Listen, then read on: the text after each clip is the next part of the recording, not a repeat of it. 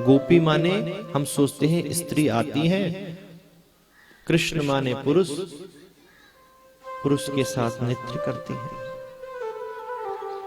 लेकिन किसी के नाम से उसकी उपाधि का अंदाजा लगाना सही नहीं है।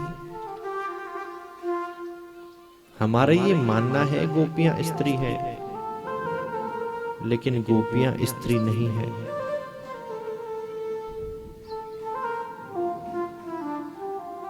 किसी डॉक्टर के पास जाओ, डॉक्टर साहब कहकर बात करो।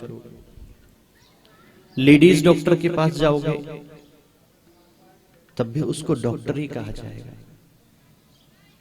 ये तो हमारे इंडिया में कुछ महापुरुष ऐसे हैं जो उसकी भी व्याख्या कर देते हैं कि डॉक्टरानी, लेकिन ये कोई शब्द किसी उल्लेख में नहीं है। डॉक्टर तो डॉक्टर है। इसी प्रकार से पुलिस शब्द को देखें, ऐसे लगता है कोई लेडीज आ रही होगी। जब जिप्सी आती है देखो सब पुरुष उतरते हैं। इसी प्रकार से गोपी शब्द का स्त्री लिंग समझना सबसे बड़ी मूर्खता है। दूसरी बात, इसे हम सांसारिक दृष्टि से, काम की दृष्टि से देखते हैं। 7-8 वर्ष की अवस्था गोविंद की है, सैकड़ों वर्ष की आयु गोपियों की है, एक से एक वृद्ध है, एक से एक तरुण है। 7-8 वर्ष के बालक के साथ आप किसी वृद्ध माता को उस दृष्टि से कैसे देख सकते हो? समझने का विषय है कि गोपी स्त्रीलिंग है और कृष्ण पुरुष लिंग है।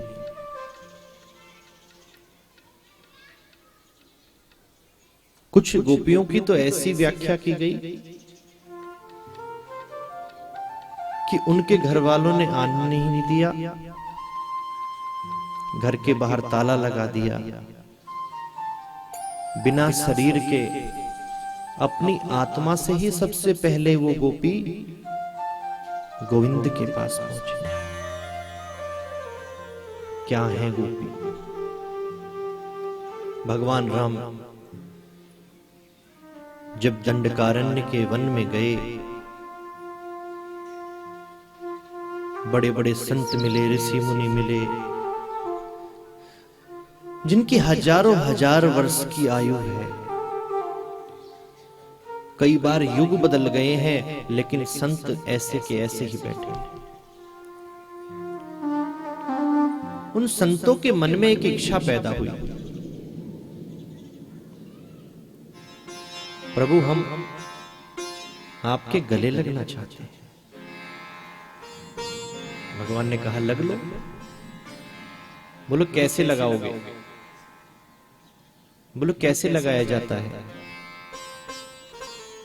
जैसे हनुमान जी को लगाता हूं, जैसे भरत जी को लगाता हूं। बोले ऐसे लगना होता तो आपसे परमिशन लेने की भी क्या जरूरत थी? आपके हृदय से लिपट जाते और आप गले लगा। पर हमारी इच्छा इससे कुछ ज्यादा है। बोले क्या?